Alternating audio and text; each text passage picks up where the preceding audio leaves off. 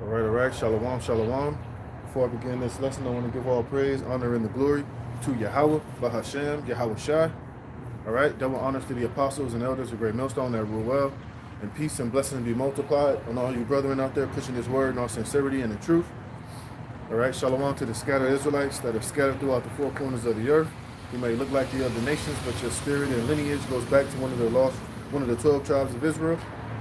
All right. Shalom to the hopeful elect, 144,000, and the rest of the men, women, and children that will receive mercy from the Lord in these last days. All right. I'm the brother Dama Al-Gabar out here with another live lesson, another live speaking like we do week in and week out to come out here and prophesy the gospel of the kingdom of heaven. All right. Like I say every week, hey, this is another day, another week closer to our salvation, another, week closer to the return of our Lord and Savior, our champion, Yahweh Shai HaMashiach. All right. And another week closer to the end of this captivity and this hell, being in these bodies, being in these chains of darkness, being under the rule of our enemies, the so-called white man, who are the biblical Edomites, and being the tail underneath these heathen nations, and being in this lowly, downtrodden condition, it's almost over, man. All right, so like we do week in and week out, we come out here, man, on the highways and the byways and to preach this gospel to the elect, casting this net of truth out into the world to draw in the elect, you know what I mean? And toss back all of the undesirables, all the monkfish, the monkey fish, the lobsters, the crabs, the undesirable of our people that are not fit and worthy to receive this glorious gospel on this side, but will receive it, in the kingdom of heaven through the loins of the elect. All right, so without further ado, man, hey, just coming out here and chatting down Babylon, doing what we do week in and week out, man, and pushing and prophesying the end of Babylon the Great, the downfall of America, which is the bane of our existence, which is the valley of the shadow of death, the land of darkness itself, man. And hey, man, each and every day is another day closer to the end of this captivity, man. So hey, continue to give all honor and praise to Yahweh Bashem Yahweh Shai, man. Hey, the Lord is doing marvelous things in this world. Hey, prophecy is coming to pass, and hey, this place is just about through. The handwriting is on the wall. It's not going to get any better. Donald Trump is not going to save America. He's not going to be able to undo all of the wickedness, the corruption, the filth, the degradation, the spilt blood of the Israelites. Nothing that he can do is going to stop the judgment of Yahweh Bashem Yahweh Shai from falling down upon Babylon the Great's head top, man, via nuclear missiles, nuclear destruction. All right, that fiery anger and judgment of Yahweh Bashem Yahweh Shai. All right, and hey, World War III is getting closer. Hey, and the Most High put the right man in the White House to get the job done, which is Donald J. Trump, man. And as we can see, he's building up his cabinet, and he's bringing in a lot of people that's going to further bring in, ultimately the will of these elites, man. All right, so don't get it twisted thinking that Donald Trump is against the globalists. He's fighting against the agenda and the plan of these elites, man. Hey, he's just one of the many minions of the New World Order. He's just being presented as a savior. These people are turning him into a god, into a messiah, not knowing that, like scriptures say, man. At the end, to get this real fast. At the end of the day, a lot of you Negroes, Latinos, and Native Americans, you're under the impression that Trump is the right man for the job. We rocking with Trump. We rocking with Trump, not even knowing that at the end of the day, man, this dude Trump is still your enemy at the end of the day, man. All right? Like I said, Trump is bought and paid for by these elites. He's not doing his own agenda. That's just the illusion and the magic and the sorcery that Esau possesses to control the minds of you people out here, man. All right, we know that the Republican Democratic Party is just two cheeks on the same ass, man, and they're all working towards one goal and the agenda of these elites, which is to bring you people into this new world order, this digital slavery, the mark of the beast. All these things are all the plans of these elites, and they got the perfect guy in there, Elon Musk, who is fooling and who is deceiving you people as to believing that he's for the people and he wants to give you free speech. No, man, he's just a pawn and a tool that's being used by these elites to deceive you people. All right, to put you under this illusion and hope that they're all here to save the republic and make America great again. No, man. Hey, they're brought here to make you American slaves again, but this time through a digital slave system. You know, it's going to come in the form of the microchip, which is the mark of the beast that you read about in Revelation, the 13th chapter, which a lot of people are going to take.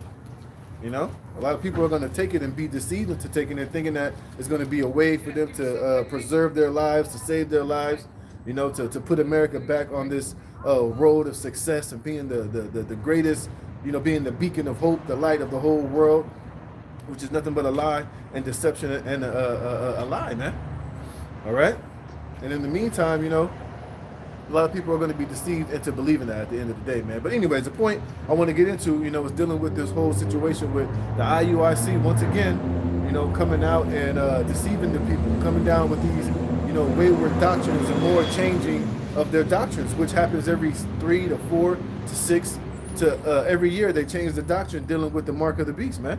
And that's what I want to go into today, is dealing with the word mark and how you can't just apply the word mark to every word that's, every scripture that says mark, you can't compare it to what's written in Revelations, the 13th chapter and the 16th verse, man. All right? Because there's well, I think the word mark is mentioned like 36 times throughout the whole scriptures, but hey, those are, not all those words mean the same thing. You see, and that's something that the IUIC has been doing for a long time, man, is finding a way to manipulate, finding a way to, you know, not, you know, because they ultimately, they don't want to go deep. They don't want to have to go into the Hebrew and to the Latin, because it'll ultimately steamroll their whole doctrine, man. It would have to force them to really accept that the things that ultimately what Great Millstone is teaching is 100% correct and 100% truth, man. All right? So they're preying on your ignorance. They're preying on your lack of due diligence. They're preying on the lack that, you know, you'll just be a zombie that'll just willingly accept and go along with whatever they teach you, man. But when you really go deep into things and you really search it out for yourself, you'll come to the realization that what they're teaching, that which is the mark of the beast, is a damn lie, man. And according to their logic, right, they're saying that the mark of the beast is sin in all of its forms, is following the white man's philosophy, is white Jesus. You know, these guys teach that it's sleeping with white women. It's all of these different sins in all of its form. Well, by according to your own breakdown and your own logic, we all got the mark of the beast then. All right? Because hey, before we came into this truth, we were all, let me get that real fast, man. Let me show you something. And then, you know, we've all followed the philosophies, and according to what you say is the mark of the beast, which is sin in all its form, we've all been subject to sin. We've all fallen short and come short of the glory of Yahweh B'Shem Yahushua. Hey, because none of us grew up knowing that we were Israelites. We wasn't raised in the Israelite custom. We wasn't raised fully following the law, statutes, and commandments, and having the sovereignty to be separate and wholly away from the influence and the philosophy of the so-called white man. So by you saying that it's sin in all of its form, guess what? Before a lot of us came into this truth, we all voted. A lot of us was in the church.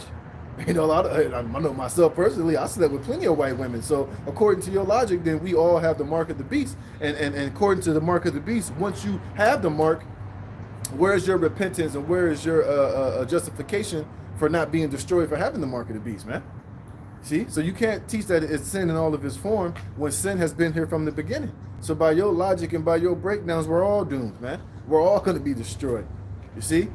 Because that's not what it's talking about, man, all right? The mark of the beast wasn't even mentioned until Revelation, the 13th chapter, man. So there's no way that you can go back into the Old Testament all the way up into the New Testament and try to make it seem as if, you know, and you know, link the mark of the beast to anything prior to that, you know, before that. You see, but then you come in being slick saying, well, they are going to offer you microchips, but it's not the mark of the beast, which is complete wickedness, man, which is sneaky, which is slimy, and which is really leaving a gray area for our people to ultimately take that shit, man. Because if you say that the mark of the beast, well, that the microchip is not the mark of the beast, then Jake is so simple-minded, and if Jake is following your teachings, your doctrine, they can say, well, yeah, I know that it's wrong, but ultimately, if it's not the mark of the beast, I can take it and I can probably still be forgiven. And that's the angle that you guys are really leading Jake down to believe, which is complete and utter wickedness, man. But when you read Revelation, the 14th chapter, it tells you what the penalty is for receiving the mark of the beast, man. And there's nothing in the scriptures that say that you can be justified or you can be forgiven for taking the mark of the beast. The judgment will be that you're going to be destroyed in the presence of the holy angels and of the Lamb. You're going to be destroyed with nuclear destruction. All right? You're going to be ultimately destroyed, man. So you can't be believing these guys and just, that's why you got to do your own research, man. You got to really go into what the scriptures are saying, and not being zombies, not being slothful, not being lazy to go into the Hebrew and the Greek and the Latin, man, because that's where you get a more deeper understanding, and research it for yourself, man. So when you research it for yourself, man, it gives you further confidence, and it further assures you of what it truly is, man. So that can't nobody persuade you, can't nobody deceive you, can't nobody come with some slick bullshit that could otherwise deceive you, man. Hey, we know wholeheartedly. I say this, man, from the elders on down, man. Our stance on what the MOTB is has not changed, man. It's always been the same. All we've been doing is just bringing further information and further in-depth, information on what it truly is. Going into these articles, going into what the technology.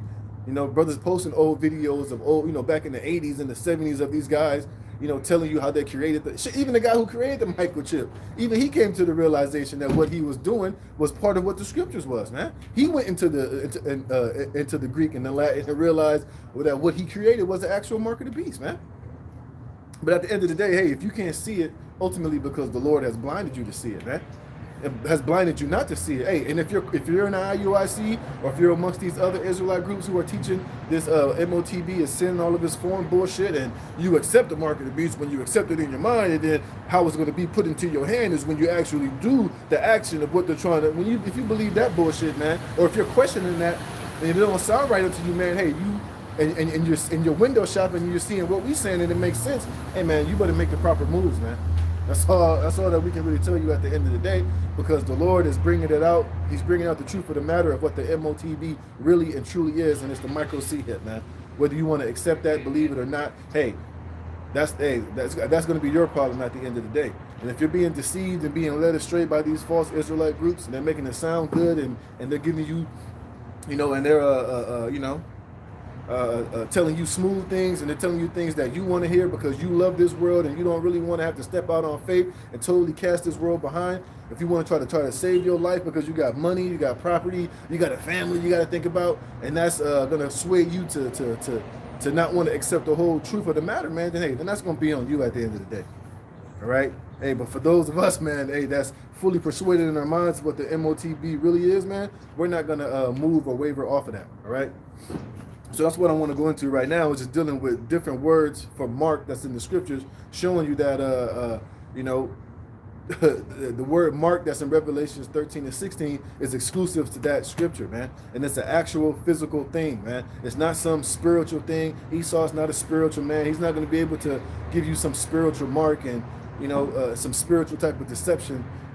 What Esau is offering you is a physical thing. Neuralink is a physical thing. The microchip is a physical thing. What they put, the microchip they put in your dogs, which Esau has told you is nothing but a test run of how eventually they're going to put it in humans, is a literal physical thing, man. Shit, even radio frequency identification, that's a physical thing. Even though we can't literally see the, how the wavelengths and how technology operates with it, it's still a physical thing, man. Even though you can't see the actual physical wavelengths of the actual, technology, we know that it's a real thing, that it really exists, So, man, so you can't be believing that Esau's on some type of spiritual tip. He's a carnal man, and his mark that he's going to offer the world and what he's going to give you to bow down unto him is a physical thing, man.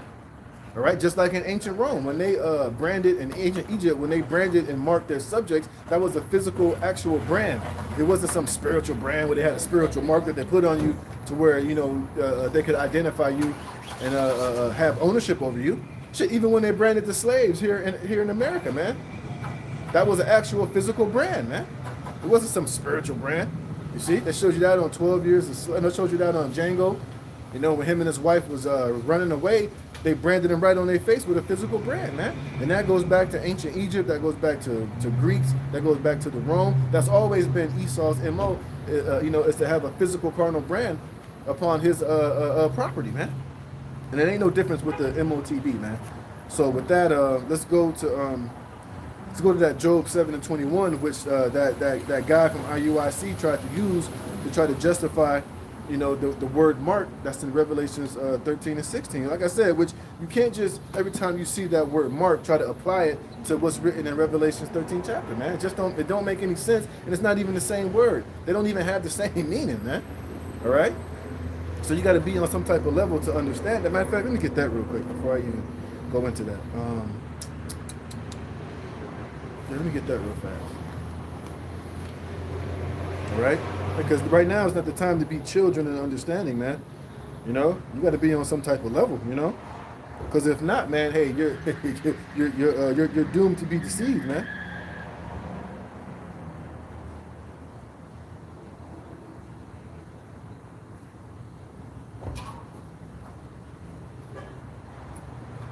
All right. Let's see something. This is Ephesians chapter 4, verse 14. It says, that we henceforth be no more children, tossed to and fro and carried about with every wind of doctrine, you see? And that's what IUIC does with their breakdown of the MOTB. It changes every so often, man. Whether it's every 6 months, every year and a half, it's always constantly changing, man. And don't be surprised at the end of the day when you know, the MOTB is physically and literally being presented. That's, you know, what is Apostle Ramla called, Nate, oil slick can Willie or oil can Willie. He's going to slippery and slanderously and snakily tell you we always knew it was the MOTB. You morons. You know, he's going to come with some type of bullshit to try to justify saying that they always was taught that. But we just didn't know at the time. You know, we had to see it physically, you know, happen. Now we understand what it is. Or he's going to say we always knew that it was going to be presented and that it was a part of it.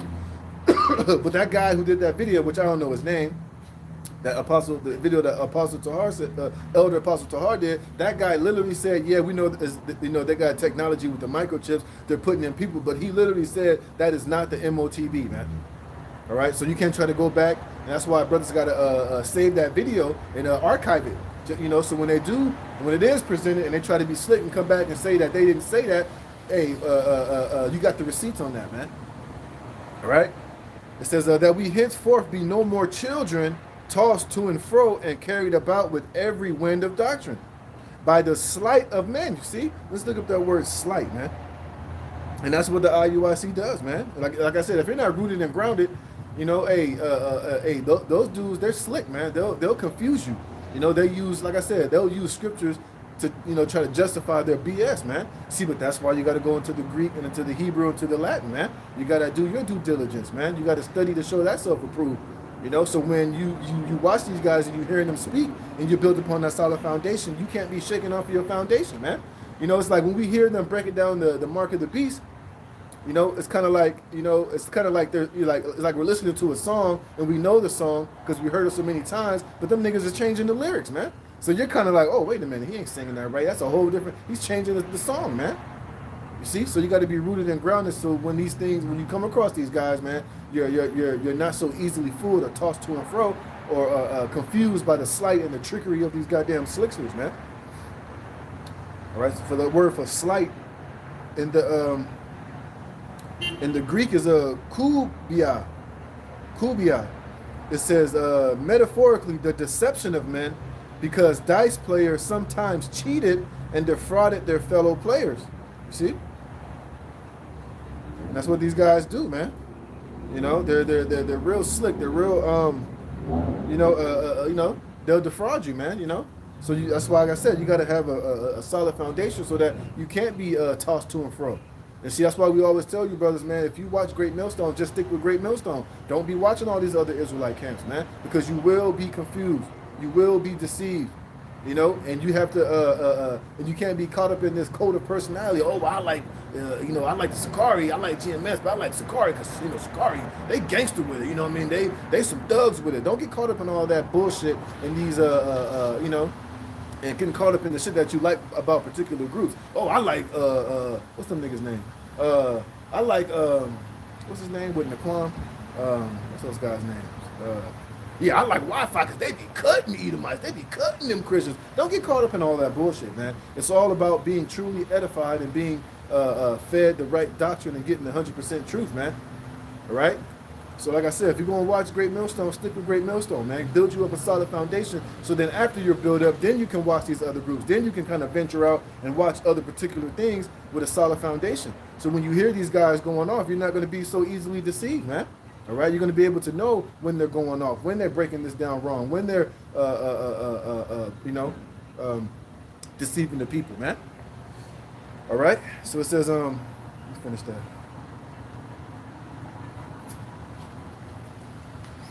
It says, and cunning craftiness whereby they lie in wait to deceive. But speaking the truth in love may grow up into him in all things, which is the head, even Hamashiach, man. See?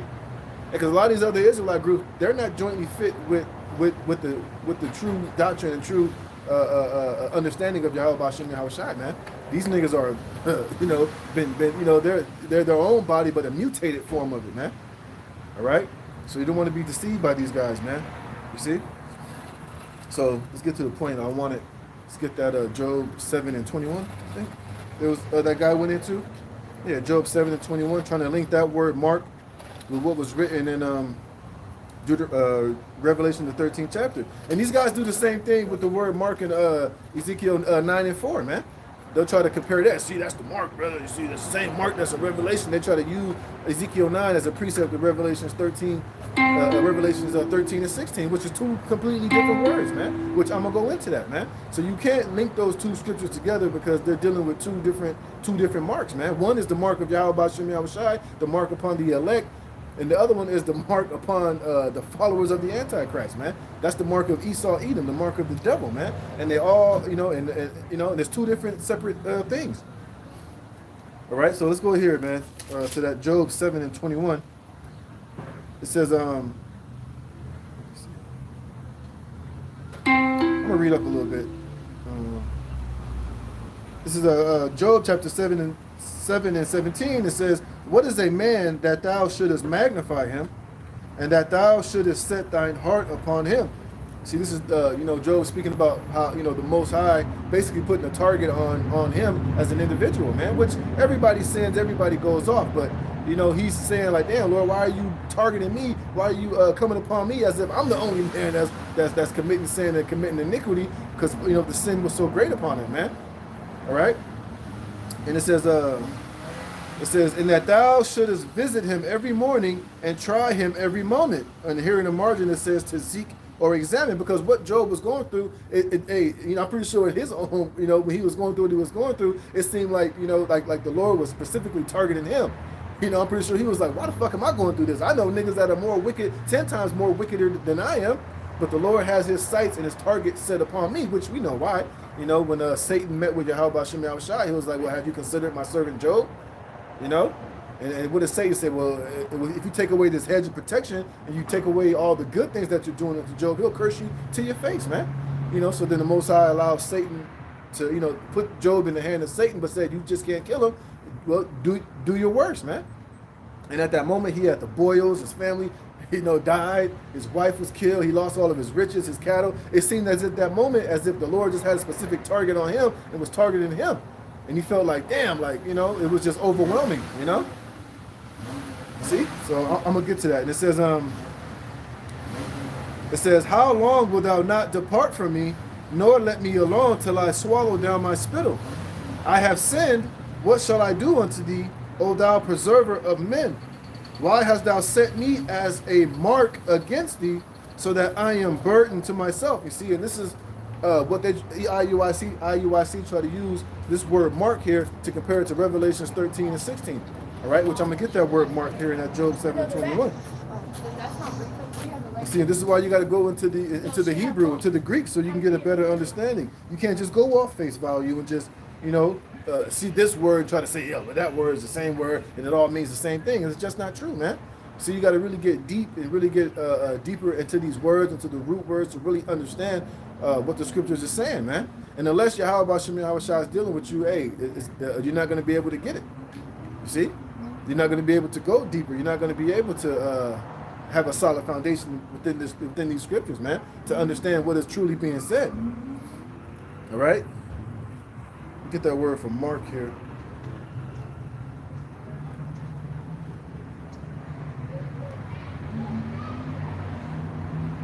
Right? So the word mark here in Job 7 and 21, it says the word mark here is mapagah. It says thing hit, mark, target, object of assault. You see? So this is like kind of like a bullseye. It's kind of like Job was feeling like the Most High had a bullseye on him, man. And he was being visited for all of his sins in a major way, man. So the Lord is like, damn, like, so why am I the mark? Why am I the target of, all this hell that I'm catching? It has nothing to do with the actual mark that is spoken of in Revelation the 13th chapter. It's a whole different word. It's a whole different meaning, man. All right. It says an object of attack. Let's go to the root of that, see what it says. And the word is mapai. It says to encounter, fall upon. You see, to strike, touch, of boundary. You see, to make attack, to reach. Not that one. You see, it says impinge by violence, cause to entreat, fall upon, light upon. See, that's basically what it is saying. You know, it has nothing to do with the actual mark of the beast that is talking about in Revelations 13 and 16. This is verse 21. It says, "And why dost thou not pardon my transgression and take away mine iniquity? For now shall I sleep in the dust, and thou shalt seek me in the morning, but I shall not be." See, and I'm gonna read this in Job, the same scripture in the NLT. This is Job 7 and 17 in the NLT, right? Gives you a little bit more easier understanding if the Old English is a little bit too confusing. It says, what are people that you should make so much of us, that you should think of us so often? For you examine us every morning and test us every moment.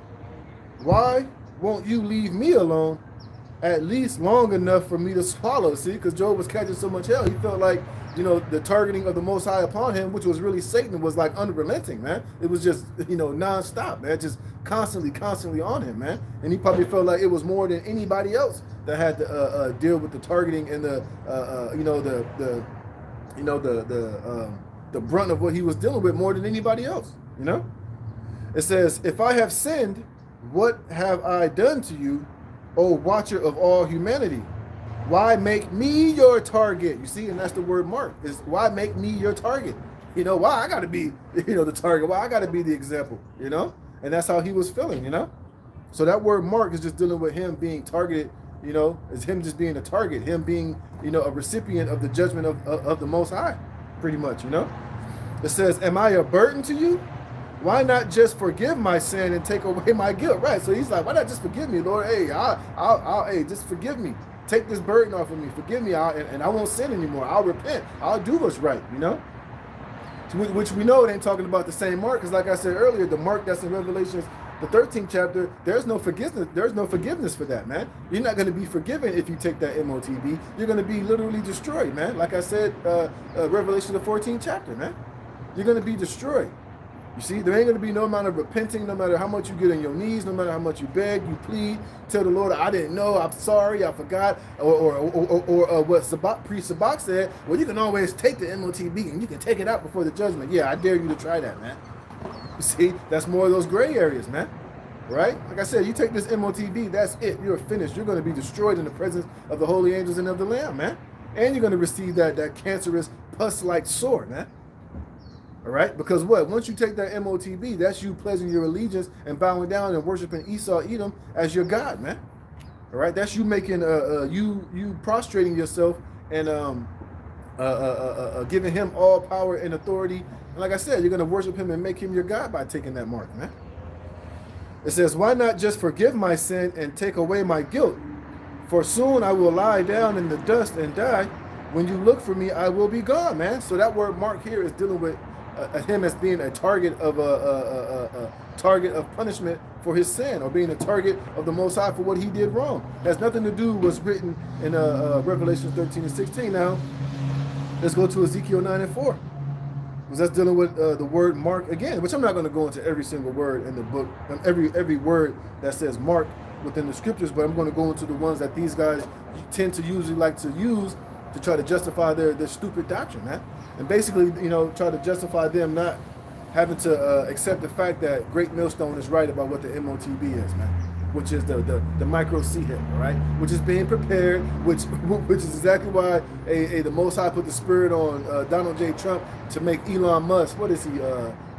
He created a whole new goddamn department for him and Ramaswamy to be the head of the Department of Budgeting or some shit like that, which we know what Elon Musk's plans truly are. And I got an article dealing with that. Lord willing, I'm going to get to it, man. But we know ultimately what the plan of Elon Musk and what the Lord has set him up to do ultimately, man. In the spirit, we know. All right? So let's get this Ezekiel chapter 9, verse 4. This is dealing with the mark, another word dealing with mark that these guys like to use. All right? And this is Ezekiel chapter 9, verse 4. And Yahweh Bashem Yahweh said unto him, go through the midst of the city, through the midst of Jerusalem, and set a mark upon the foreheads of the men that sigh and that cry for all the abominations that be done in the midst thereof. You see? And that's another word for the word mark. Now, this word mark here is not a physical mark. It's a spiritual mark, man. All right? It's a mark of exemption from judgment that the Lord had on the heads of the elect of this time, of Job 9 and 4, that didn't get destroyed by the angels for all of the abominations and the wickedness that Israel was doing during that time frame, man. All right, and that mark wasn't a physical, actual mark. It was a spiritual mark, man, that only the angels could see, that was put upon the foreheads of those men that were exempted from that judgment at that time. So let's go to that word mark, man.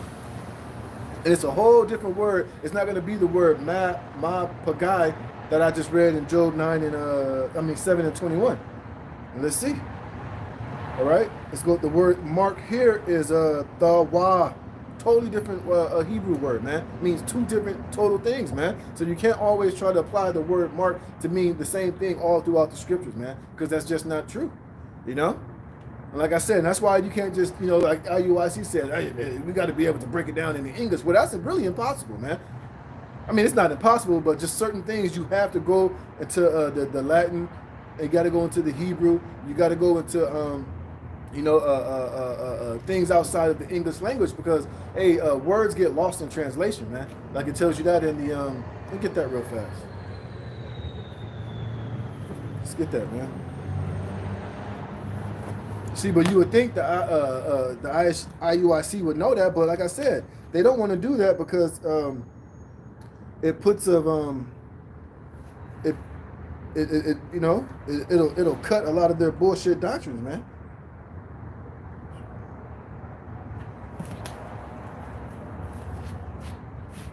Right?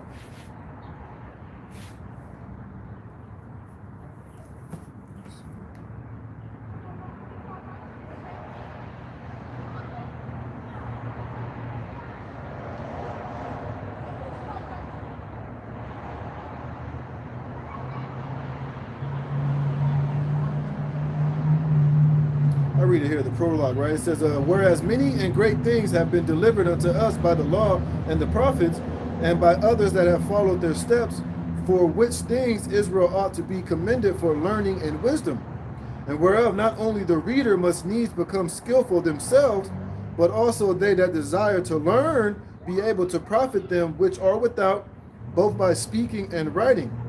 And my grandfather Yahushua, when he had much given himself to reading of the law and the prophets and other books of our fathers, and had gotten therein good judgment, was drawn on also himself to write something pertaining to learning and wisdom, to the intent that those which are desirous to learn and are addicted to these things might profit much more in living according to the law. Wherefore, let me entreat you to read it with favor and attention, and to pardon us wherein we may seem to come short of some words, which we have labored to interpret. For the same things uttered in Hebrew and translated into another tongue have not the same force in them. And not only these things, but the law itself and the prophets and the rest of the books have no small differences when they are spoken in their own language. You see?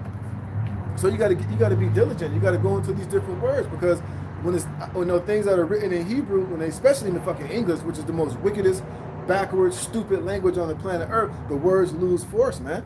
That's why these guys can't understand, the grape doctrine. That's why they can't understand the MOTB. You know, that's why they can't understand a lot of other scriptures, because they refuse to be attentive and to be desirous to learn and to go into these words so that they can have a deeper, more deeper understanding, man. See, because they want to be PC Israelites. They want to go along to get along. They don't want to really do, the go about it the proper way, man. And that's why I read earlier in that Ephesians, man. You can't be children tossed to and fro with every wind of doctrine and being deceived by these people and just taking whatever they tell you, just go on and believe it, man. Like the IUI said, well, you can't break it down in English, then whatever the fuck they said, stupid shit, man. Which is stupid, because let me show you how much how they're a bunch of hypocrites, because when they read Easter in the New Testament, they'll tell you that word there is Passover. Well, how the hell would you know that if you were just reading it in English, man? How would you know what that word truly meant unless you went into, unless you did some studying, man? So it shows you that these guys are a bunch of damn hypocrites, man. All right? But that is what it is, man. Oh, so let me go back to this Ezekiel 9:4. All right? So the word for mark there, the word is tawa. It means a desire, a mark as a sign of exemption from judgment. You see? And that wasn't an actual physical mark that was on the foreheads of those men that were sighing and crying, man. It was a spiritual mark. So when the angels came, they knew, okay, look, that man is exempt. That man is exempt. Oh, not him right there. Slaughter him. Get that woman. Get that child. Slaughter them. Slaughter them. That was an actual spiritual mark, man. All right? That was actually on the heads. That was on the foreheads of those men by Yahweh Ba'Shem Yahweh Shai. Now, that was an actual mark that was on the heads of those men that was by Yahweh Ba'Shem Yahweh Shai, man. Hey, but the mark that's in Revelation 13 and 16, who's giving you that mark? Is the Most High putting that mark within you? If it's not the microchip, then how will you know what that mark is going to be if it's not the MOTB? How is that mark of sin going to be upon you? Wait, it says that the devil is going to give you that mark. So how the hell is Esau going to give you that mark? What is it going to look like? You see? But they're not going to answer you that. How are you still? Here it is. If you can't buy and sell unless you have the mark. If you can't buy and sell unless you have the mark, you niggas are still buying and selling today. You know, we're all still buying and selling today. You know, so what sinner? Well, you guys said that that these Christians that they had the mark because they believe in the philosophies and the wisdom of Esau, Edom, and the so-called white man. Well, aren't you still buying and selling? so you know what I mean? Come on, man. All right, what does that mark look like that they have to be able to still buy and sell with that MOTB? How are we still buying and selling? So you're saying that we have the mark because we're still buying and selling? Absolutely stupid, man. Don't make any sense. All right?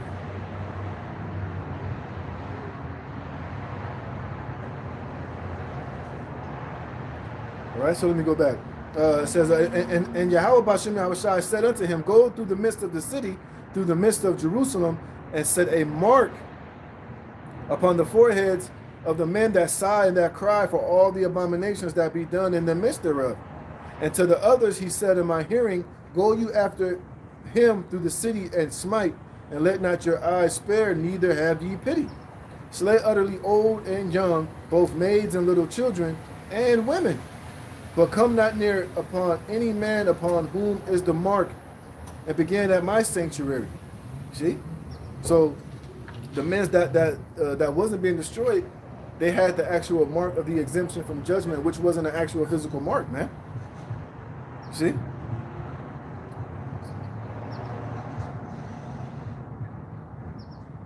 See?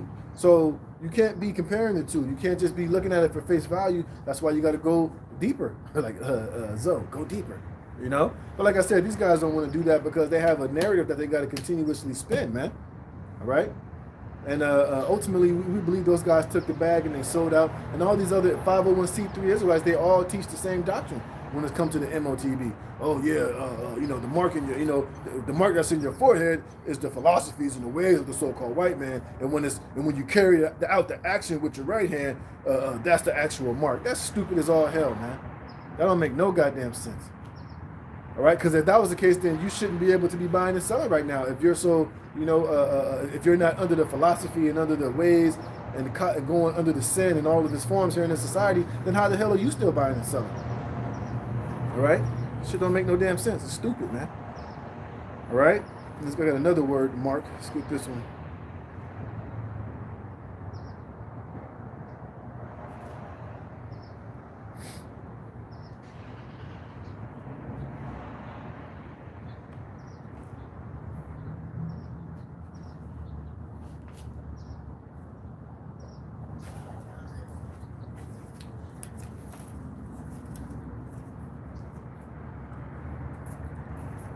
Shit. All right. This is the book of Romans, chapter 16, verse. This is Romans 16 and 17. It says, "Now beseech you, brethren, mark them which cause divisions and offenses contrary to the doctrine which ye have learned, and avoid them." Hey, this is a double entendre, because hey, that's kind of but that's what we're telling you about the IUIC, man. Hey, when we do these videos and we're correcting them and we're telling you how they're going off in the doctrine, that's us marking them, man. Now, it's not a physical mark. We're not going up to every member of the IUIC, started with the Bishop Nate, and stamping something on the forehead, stamping that guy, stamping this guy, stamping that guy, so that you could, be warned about them. But we are marking them as far as correcting them and doing these videos showing you where they're going off in their doctrine, man. All right, and let's look up this word for mark here in Romans 16 chapter. And it's not just the IUIC. Shit, hey, we be marking the Sakari, we marking the Genesis guys, we marking ISUPK, GOCC when they're going off, and they're teaching things that are not sound doctrine, man. We mark them by doing videos and correcting them and showing you Akim and you Aquaf out there to stay away from these guys, man. Showing you where they're going off and marking them so that you won't be deceived or be cunningly deceived by their false breakdowns and false doctrines, So let's get that word mark, man. So you can see, this is just 3 examples that I'm using for the word mark, where it's 3 totally different words, and they all have 3 totally different meanings, man. Like I said, the word ma pagah and Job 7 and 21 meant one thing. Mark in Ezekiel 9 and 7 was a totally different Hebrew word, which means a total different thing. What I'm about to read you right now in Romans 16 and 17 for the word mark is a total different word, man. Doesn't mean the same thing, So that's why you got to be, you got to be, you got to be learned, man. You got to be on some type of level. Not saying that, oh yeah, I'm the deepest, most this, that, and the third, but hey, when you go over these things, you can't be tripped up. You can't be deceived by these things, because you've already been assured and you're confident and you're examining the matter and understanding what those words truly mean. So you can't be thrown off, man. You can't be led astray. You can't be deceived, man. All right? And that's what we're trying to help. And that's why, like I'm reading here in Romans, that's why we're marking these guys. And that's why Elder Apostle Tahar, as soon as he saw that video, the first thing he did was turn on the camera and did a video to expose the, where they're going off at, man. And how they're constantly changing up the doctrine and constantly doing this and doing that, so that you, let me get that real fast.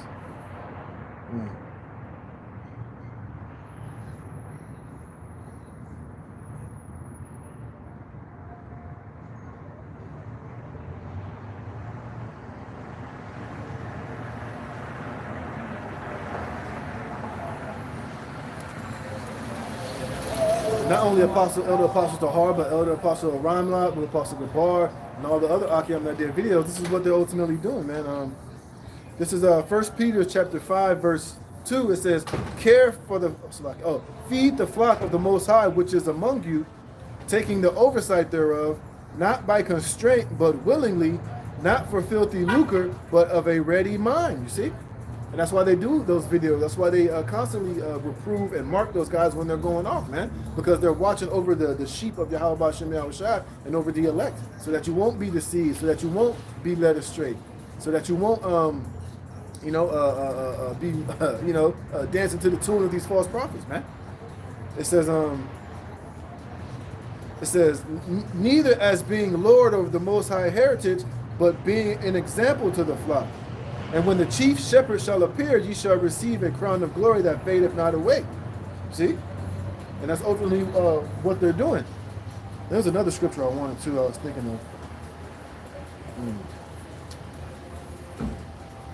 Oh, yeah.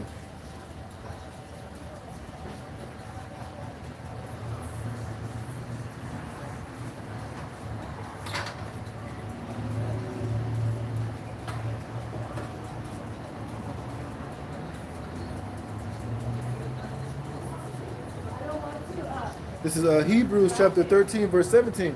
It says, obey them that have the rule over you, and submit yourselves, for they watch for your souls, as they that must give an account, that they may do it with joy and not with grief, For this is unprofitable unto you. You see? So the Lord has the elders and the apostles watching over our souls, man.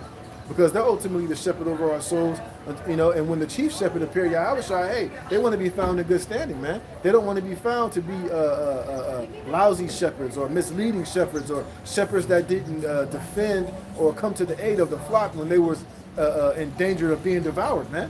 And when you are listening to these other wayward Israelites going off in the doctrine, and you are following them, you're basically, and if the elders and apostles don't rebuke and don't correct and don't mark those guys and give you warning to stay away, and show you where they're going off, man, then they could be held accountable for that. That could be a blot on their soul, and they could be destroyed for that. And I'm pretty sure they don't want to be, found guilty of that when Yahushua returns. So that's why they're constantly watching over our souls and leading us down the right path. And this is why we're, they're quick to mark a nigga when he's going off in the doctrine, man. So let's get this for that word mark, okay? This is Romans chapter 16, verse 17. Now I beseech you, brethren, mark them which cause divisions and offenses contrary to the doctrine which ye have learned, and avoid them. You see? So you got to avoid those guys like that, man. But like I said, that's why you got to have a solid foundation. That's why you can't be going from Israelite camp to Israelite camp to this group to that group, because you're going to be deceived, man. Now, a lot of the Israelite groups, one Westers, a lot of us teach pretty much the same doctrine, about 95%, but some of that, these other guys, they go off on. Like I said, for instance, the MOTB, they go off on the grape doctrine, man. They go off on, these guys, they go off on the Sabbath. They gotta, they think Friday sundown and Saturday sundown is the Sabbath, man. They don't go according to the lunar Sabbath. And other little things as well that these guys go off on, man. But for the most part, we all have the same doctrine, but hey, there's errors in their doctrines, man. That's just why they get mad when the elders say they have 100% truth, because these guys, they hate that, because ultimately, it's where they're being corrected at and where they're going on, and they're too prideful and they got too much ego to be reproved and to be corrected and to change where they're going off at. So that's why we have to mark them. And let's go to the word mark here in Romans 16 and 17, all right? And the word mark here is skopeo. You see, so each different scripture that I brought out, man, they all had different word, different Hebrew words. Well, this is a Greek word, but they all had different meanings. They don't all mean the same thing, man. So you can't just go off face value of just hearing the word mark to automatically to assume that it means the same thing over and over and over again, man. All right, so in this case, it says skopeo. It says to look at, observe, to contemplate, to fix one's eyes upon, direct one's attention to, and that's what they're telling you. When they're telling you to mark them, we're telling you, look at these guys, look at their teachings, look at what they're doing. They're going off, and then we'll give you the correct breakdown so that they can be marked, so that you could look at them and see where they're going off at, man. See, like I said, it applies not only to the IUIC, but these other Israelite groups as well, man. So we're not just, it just happens to be that the IUIC happened to be the ones that did that video that had to be corrected, and they had to be scopeoed, man. Put in the scope to be, so that you can be warned, man. It says here in the Strong's G4648, it says take heed. What does it mean to take heed? It means to be warned, man. To be cautious when you're going around these guys, man. Like I said, so whenever you hear IUIC doing lessons on Revelations 13 and 16, hey, take heed, man. Beware, because it's about to be some straight up BS, man. It's going to be something that's not sound doctrine. All right? It says to look at, to consider. Right, you got to consider is what they're saying, whether it's true or not. But that takes you having to do diligence to do your research as well. Like I said, anything that anybody says, go look it up for yourself, man. Don't just take their word for it, And even if they are right, still be diligent, still do the research, man. So that you, like I said earlier, so you can be fully persuaded in your mind that what's being told unto you is the truth, and then you can be able, when it's time for you to have to explain and teach, that you're on point and you're not just out here regurgitating something that you heard. All right, it says down here in the Strong's definition, it says scopeo, to take aim at, spy. Right, hey, we do that, right? It's like, some of these guys come with these wayward doctrines. You got those particular brothers, like that one, the new jerk off, what's his name? The Prince of Power. Hey, brother's been spying him out, and brother's bringing out all type of information on how much of a grifter and a demon he truly is, man. And you see, it's like once you get put in a Scopeo, sometimes it goes a little bit deeper than what your doctrine is, man. Sometimes brothers, you know, just Lord put the spirit on them and start searching out your Instagram pages, you know, your Facebook pages, and brothers start spying you out and seeing who you truly are. Hey, and a lot of information ends up coming out that you're really a demon, man, or you're a grifter, or you're a snake, or you're you know, not fit, you know. So it goes deep, man. It says and they got other words down here for Mark too. Well, yeah, they use Scopeo here in 2 Corinthians 4:18. It says, for while we look not at the things, when that word look here, they use the word Scopeo, right? Because that's what you do too.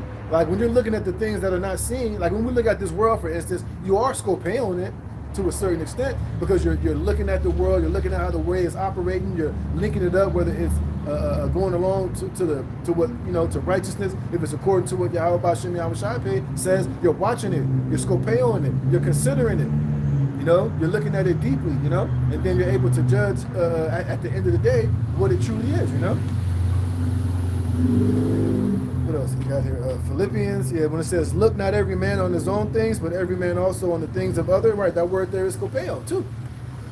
See, so you got, you know, the word mark here in the Greek, to where it applies to certain scriptures, but to certain other scriptures it don't apply to, you know. So it says, mark them which cause division. So now you understand what that word mark means. Has nothing to do with Revelation 13 and 16, all right? And this word mark here in Romans 16 and 17, that's not actual. I mean, I guess it's more of a spiritual thing. You know, you're kind of watching them with your eyes, you know.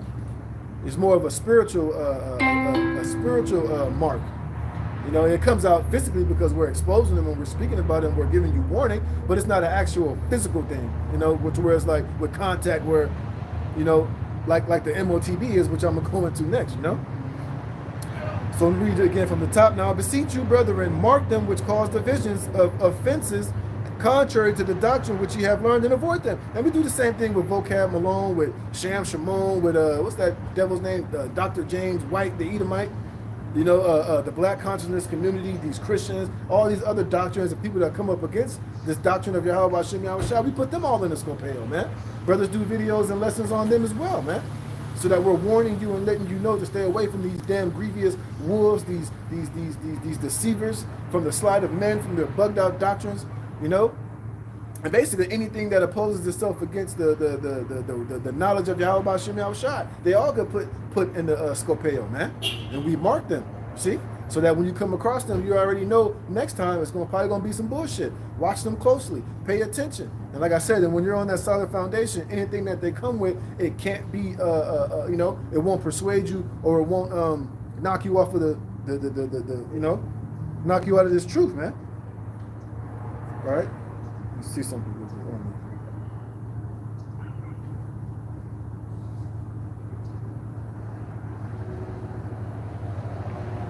Oh, look at this, another one. This is Philippians.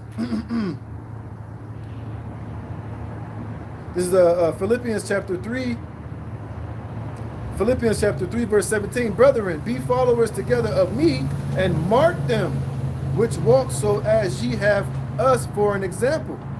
For many walk, of whom I have told you often, and now tell you even weeping, that they are enemies of the cross of Hamashiach, you see? So let's go to that word mark. This is in this is so come on, man, get out of the way. Philippians 3 and 17. For this word mark, the same word, Scopeo, man. You see? So you got to mark them, watch them, pay attention to them, man. Take heed, be careful, man. All right, it's like when some of these guys fall out, like those guys who fell out with the flat earth shit. Hey, those guys were putting those Scopeo, man. So if you was to ever encounter those guys again, or ever come across them, yeah, you got to take heed, be careful, because you know if you start talking about spiritual things, they're gonna come with that flat earth bullshit, man. And you know to avoid them, get away from them when they start talking about that shit, or anything that's outside of the doctrine that we have learned and been assured of. You take heed. You basically just get the hell away from the guy, man. All right. So it's the same word here in Philippians 3, the Scopeo. It says, Be you followers together of me, and mark them which walk, so as ye have us for an example. For many walk, of whom I have told you often, and now tell you even weeping, they are the enemies of the cross of Hamashiach, whose end is destruction, whose God is their belly, and whose glory is in their shame, who mind earthly things. You see? You got a lot of individuals like that shit. Recently, it's coming out that, which we knew that already, that guy, Priest, what's that nigga's name, man? Priest, what's his name? Deacon, look at that nigga's name. Deacon Destruction Mode. That guy, a cop, is coming to find out that he's a very earthly and worldly individual, man. So I would be very cautious in following that guy. Yeah, of course he might, you know, he come up under One West. He brings out things that are true in the scriptures, but ultimately he's still a guy that you got to watch, because he doesn't even want to accept all of Paul's writings, man. He said that Paul's writing can't be substantiated. But then again, at the same time, he'll use Paul's writings when it'll benefit him in an argument or it'll benefit him in a situation. So that guy is a damn hypocrite, man. So, you know, that guy's been marked as well, man. Now, that don't mean that he can't say some things that are true, but as far as the 100% truth, he don't have it, man. So that guy, you got to keep him in the scopeo, man. All right? What else we got here?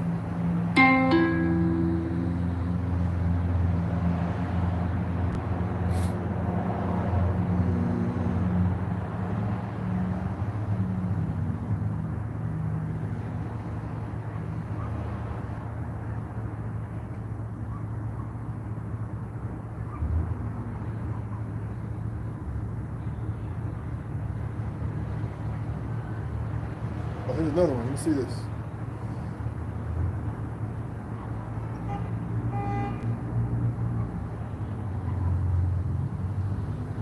There's another one, right? Another word mark, right? This is Psalms chapter 37, verse 37. It says, mark the perfect man and behold the upright, for the end of that man is peace. You see? And I'm pretty sure that word here is shamar.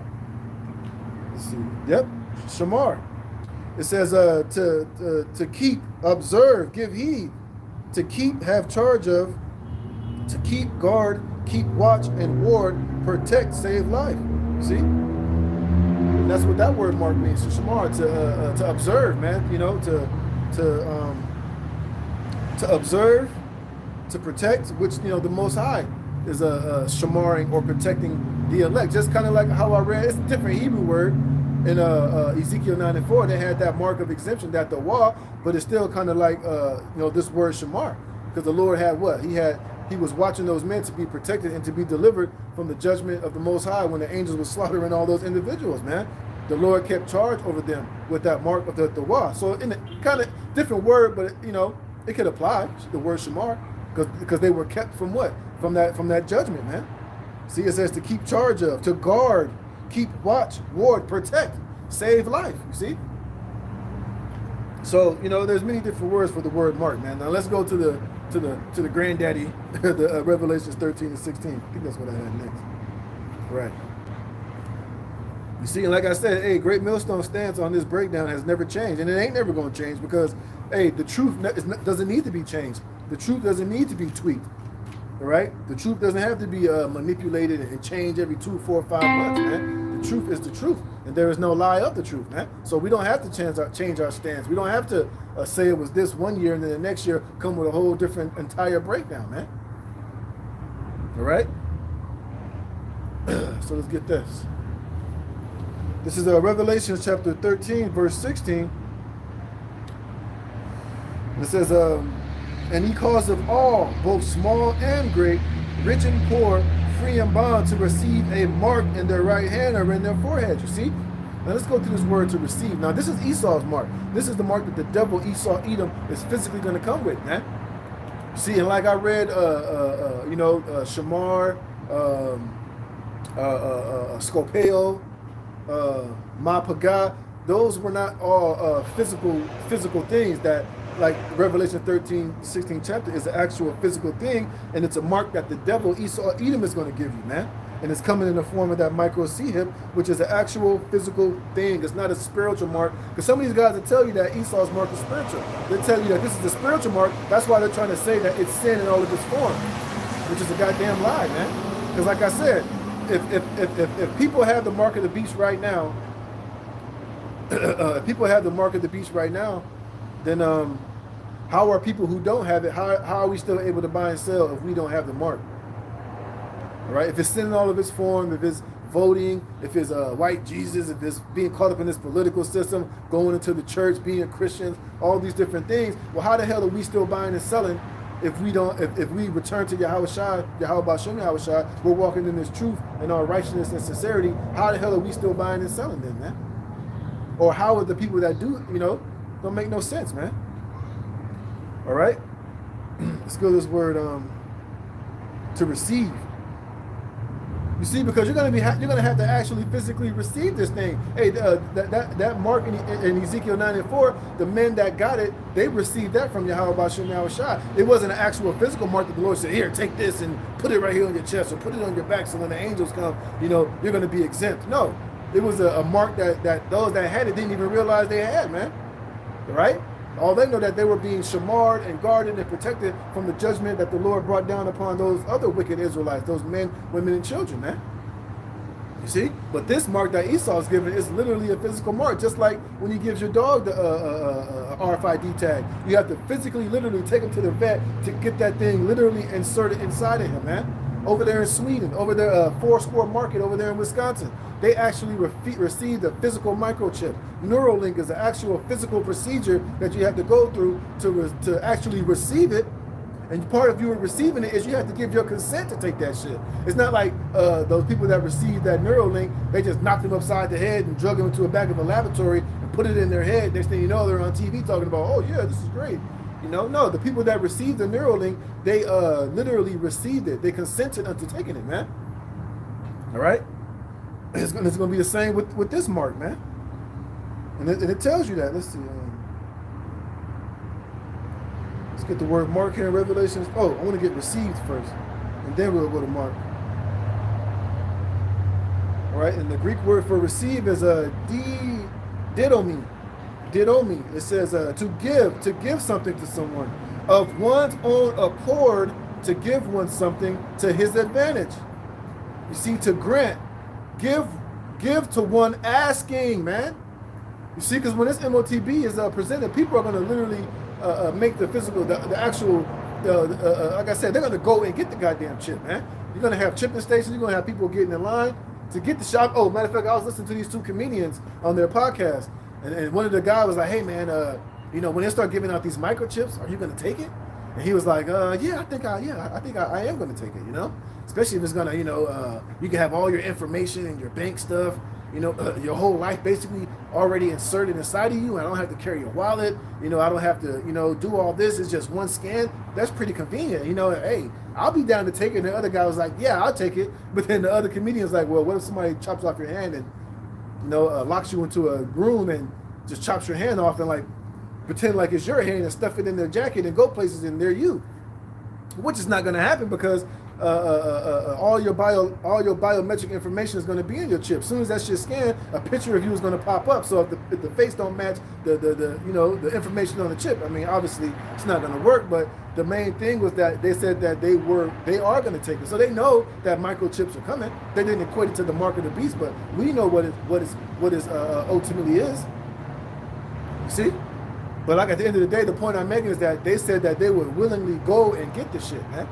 Because pretty soon, hey, when everything goes digital, like I said, at first you might be able to, put all your information on your phone. It might be an app that has all of your, you might be able to put your digital driver's license, all your digital information on an app on your phone at first to kind of soften the blow of you taking getting assimilated with this technology. But eventually, we know, like those guys said at the WEF, your CBDC. Your money, your CBDC in the future is going to be the size of a grain of rice. That we know. That we heard them literally say straight up and down. There ain't no denying that, man. We know exactly where the technology is going. But like I said, this mark that Esau is going to give you is going to be a physical mark, and these people are going to literally accept it, man. Like it says here. It says, to grant, give one to asking, let have. To supply, furnish necessary things. Right. What's going to be on that? Your necessary things for you to be considered a citizen of this, for you to be a global citizen and for you to travel, to shop, to buy food, to buy groceries, to pay bills, to spend actual CBDC money and all that shit, all the necessary things are going to be, information is going to be on your CDEP, man. So without you having that, you're not going to be able to function in this society. You won't be accepted as a universal citizen of the New World Order. You won't be able to go into the grocery store. You won't be able to pay for gas at a gas pump. You won't be able to board an airplane unless you have the mark of the beast, unless you have all of your digital biometric requirements inserted inside of you, man. But what do you think the majority of people are going to do when that's their only option, man? They're going to take it, man. And you got these Israelite groups telling you gray areas to where, well, we know they're going to give microchips, but it's not the mark of the beast. So the average simple-minded Jake, especially a lot of these zombies and these other Israelite groups, if they hear that, like I said earlier, they're going to be like, well, it's not the mark of the beast. And then the Lord, I can take it, but the Lord can't forgive me for that. That's the slickness, and that's the deception, and that's the wickedness that these other Israelite leaders are luring you people into believing, man.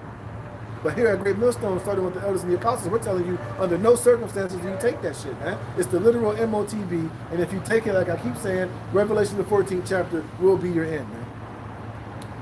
It says what? It says to bestow a gift. And that's how they're going to present it too, as convenient, as a gift, as a salvation. When all hell breaks loose and society collapses, the financial system it crashes. All things are chaos and chaotic, and terrorist attacks is happening. All type of bedlam and mayhem and shit is all out of order. They're going to present this as a form of salvation and as a gift to restore humanity, like on Demolition Man. It says to give over to one's care, and trust, commit, and that's what you're going to have to do. And trust your commitment and your faith to Esau Edom by bowing down and accepting his MOTB and this New World Order system, man. You see? It says something to be administered, to give what is due or obligatory. See?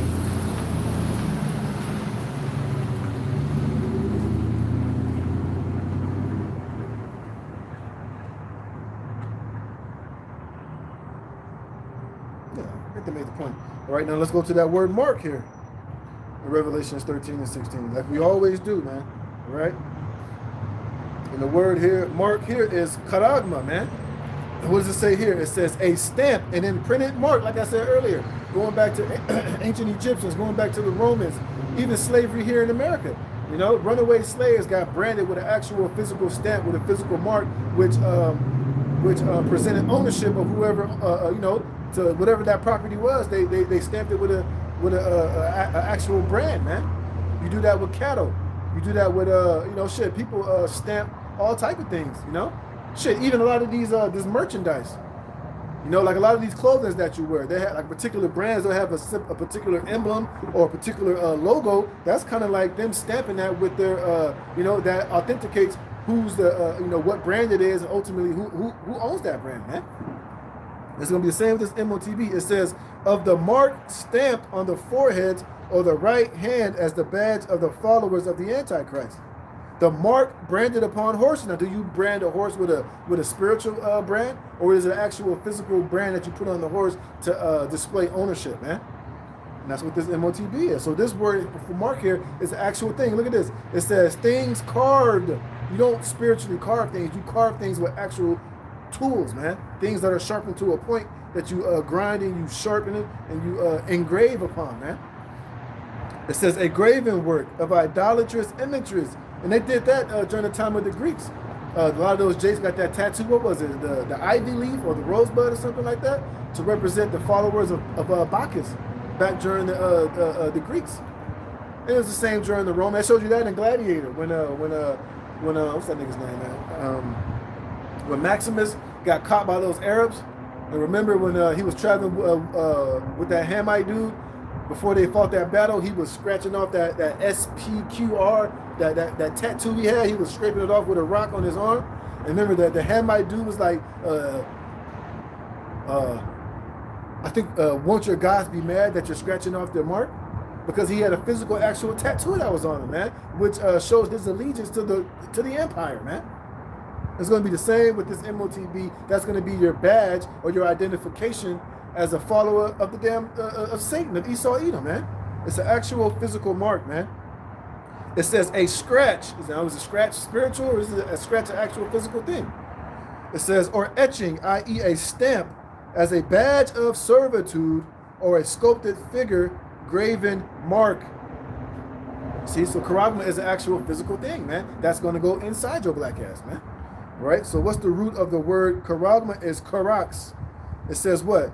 To sharpen to a point, a pale or a stake, a palisade. And what is that? That's going to be the instrument or the tool they're going to use to insert that MOTB into you, which is an actual physical tool, man. Like I said, check out those videos over there in Sweden with all those people that was getting fitted with the MOTB. It was an actual physical, literal procedure, man. It wasn't some spiritual thing. It wasn't, you know, you accepting something into your mind and using your right hand to use it. No, nigga, it was an actual conscious decision that you made to have them insert this thing the size of a grain of rice in your right hand or in your forehead, man. Point blank, period. It says the timbers are heaped and packed together. Yeah, a palisade or a rampart. That's what they used when they made fences in the ancient world. When they besieged the city, they would put the ramparts. They would get those big logs and they would sharpen it to a point and they would stick it into the ground to make a perimeter or a fence around the city that they were going to invade, man. And that, you know, the little tool they use to stick the thing in you, it looks just like a palisade, but just in a smaller form, man. All right, and what's the root to the word karax? Is grapho. It says to write with reference the form of the letters. You see, to write with reference the contents of the writing, to express in written characters, to write to one by writing, to give information, directions, you see, and that's what's going to be on your MOTB. All of your information, your biometrics, your social credit score, you know, your height, your weight, your blood type, you know, it's going to have information determining whether you have the right to travel, how far you can travel. It's going to have information on there considering what type of tier of citizen you are in society, man. You know, all that shit is going to be written within your charagma, man. That's why it goes from charagma to karax to grapho, man. The actual C-hip, the tool that they use to put it in you, and the information that's going to be on the your C-hip that's inside of you, you know, to mark you as a you know, a world citizen of the New Horde Order, man. And like I said, it's going to have everything about you on your MOTB, man. All right? That's why they're going to be able to track and trace and know every single thing about you. That's why they're going to put you in these 15-minute cities, man. You're going to be trapped within this digital beast system, man.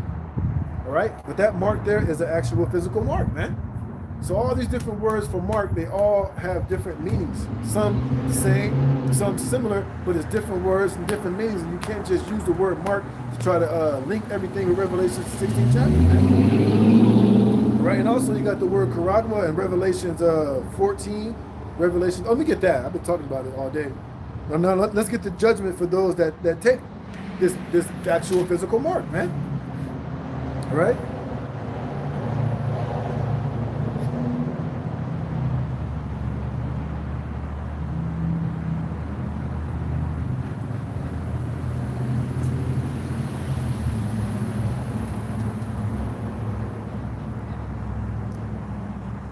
Yeah. Here we go. Revelation chapter 14. Well, I'll start at 7. It says, Revelations 14:7. I'll read 6. And I saw another angel fly in the midst of heaven, having the everlasting gospel to preach to them that dwell on the earth, and to every nation and kindred and tongue and people. Why? Because Israel has been scattered amongst every nation, people, and tongue, man. That's why this gospel has to be preached throughout the four corners of the earth and into the Gentiles. Oh, let me get that real quick. Because you got this guy, Sam Shimon, weird ass, trying to use all nations, people in tongue. The gospel is to them and to the Gentiles, and then shall the end come. Well, nigga, this is why the gospel got to be preached throughout the four corners of the earth. And this is Tobit chapter 13, verse 3. It says, confess him before the Gentiles, which are the Israelite foreigners. It says, confess him before the Gentiles, ye children of Israel, for he has scattered us among them. You see? And Israel has been scattered amongst all these different nations, man. That's why the gospel has to be preached unto them that dwell on the earth, and to every nation and kindred and tongue and people, because you got the elect of Israel scattered throughout all four corners of the earth amongst all nations and kindreds and tongues and people, man. It says, saying with a loud voice, fear the Most High and give glory to him, for the hour of his judgment is come, and worship him that made heaven and earth and the sea and the fountains of waters. And they followed another angel saying, Babylon is fallen. Babylon is talking about America, right? This is the Babylon that's going to fall. It says, Babylon is fallen, that great city, because she made all nations drink of the wine of the wrath of her fornication. Right, which is what? Their democracy, latching onto this democracy, this petrodollar. Getting these nations drunk off the nastiness and the ways of America. That's why now all these different women of the different nations want to be whores and sluts. They want to twerk. They want to dance. They want to be thugs. They want to be rappers. They want to follow after the American wicked way. It says, and the third angel followed them, saying with a loud voice, if any man worship the beast in his image, and that image is not white Jesus, man. The image is this system as a whole, man. All of the wickedness and the corruption that goes along with this system, all of the transgenderism, the mode sexuality, the changing of kind, the defiling of marriages, all of the idol worship, the wickedness, this system as a whole, all right?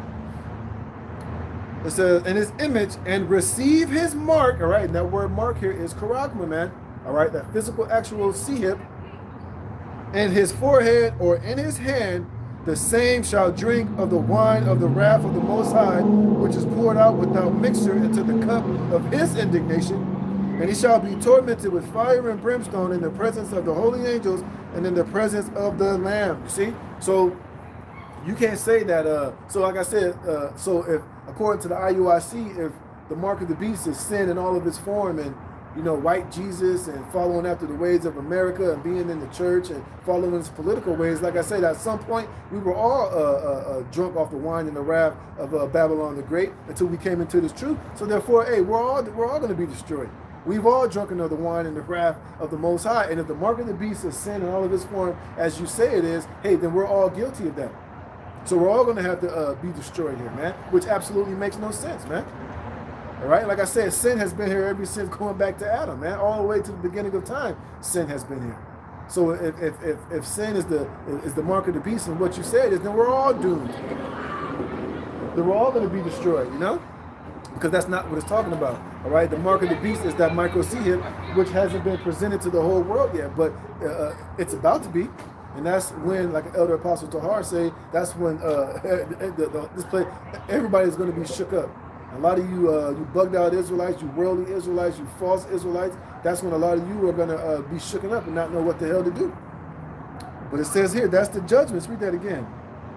And the third, Revelations 14:9, and the third angel followed them, saying with a loud voice, if any man worship, what does the word worship? The beast means to prostrate oneself, to bow down and worship Esau as your God and as your Savior and as your King, man. That's what it means. It means like as a dog licking the hand of his owner. And that's what you taking that mark, that MOTB is going to signify. You choosing Esau as your God, all right? And if you take it, you're basically going to be worshiping this devil, and you're going to be destroyed, man. That's why I said earlier, under no circumstances are we to take this MOTB. Hey, we're going to have to choose death or to take this MOTB and choose Yahweh Ba'Shem Yahweh Shai rather than bow down to Esau Edom and take this MOTB, man. We all got to be ready to take death or get our head chopped off or be sat in front of a firing squad or whatever the case might be. You see, because we know the judgment if you take this MOTB. And like I said, you might preserve your life for a couple of months or a week or whatever. Hey, but like I said, you take this MOTB, you're going to get that cancerous, pussy sore. And then you're going to ultimately be destroyed by the presence of Yahweh Shai and the angels in the nuclear destruction. And how are you going to be destroyed in the presence of the Lamb and the angels and the elect? Because we're going to be up in the chariot looking down upon Babylon the Great, becoming that lake of fire. And all you souls that took the MOTB are going to be tormented and melted here in Babylon the Great. It says, if any man worship the beast and his image and receive his mark in his forehead or in his hand, The same shall drink of the wine of the wrath of the Most High, which is poured out without mixture into the cup of his indignation, and he shall be tormented with fire and brimstone in the presence of the holy angels and in the presence of the Lamb, and the smoke of their torment ascended up forever and ever, and they have no rest day nor night who worship the beast and his image, and whosoever receiveth the mark of his name. Here is the patience of the saints. Here are they that keep the commandments of the Most High and the faith of Yahweh Shai. You see? So there's nowhere in there where it said you can take it out at the last minute and you can be forgiven for taking this MOTB. There's no forgiveness. There's no justification. There's no salvation to anybody that take this MOTB. If you take it, I just read your judgment, man. And there's no way that you can get out of it. There's no prayer that you can send up. There's no sacrifice that you can offer. If you take it, you're going to be destroyed, man. Point blank, period. All right? Because what do you think the Lord is going to take you? He's going to beam you up into the chariot, knowing that you bowed down and you worshiped Esau and took his mark. That ain't happening, Captain. You're going to die here in Babylon the Great, and you're going to be melted with the weapons of the Lord's indignation, which is the nuclear missiles, man. All right. So, hey, with that, I'm gonna close it up there.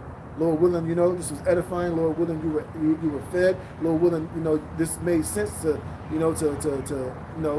can't just use the word mark to try to explain away, use the word mark to try to explain what Revelation the 13th and 16th chapter is, or use that word mark to just, to mean what it means in every single situation, because it don't. It has different Hebrew words, different Greek words, different meaning, different implications, and different definitions to the word, man.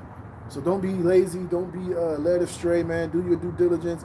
Look up these words, and like I said, man, be rooted and grounded so you won't be deceived when it comes to these different breakdowns of these bugged out Israelite groups out there. So I'm gonna give all praise, honor, and the glory to Yahweh, Bahashem, Yahweh Shai, Bahashem Rakakodash.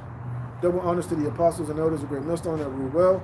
Peace and blessings be multiplied, and you brethren out there pushing this word in all sincerity and truth. Shalom to the hopeful elect. Until next time, shalom.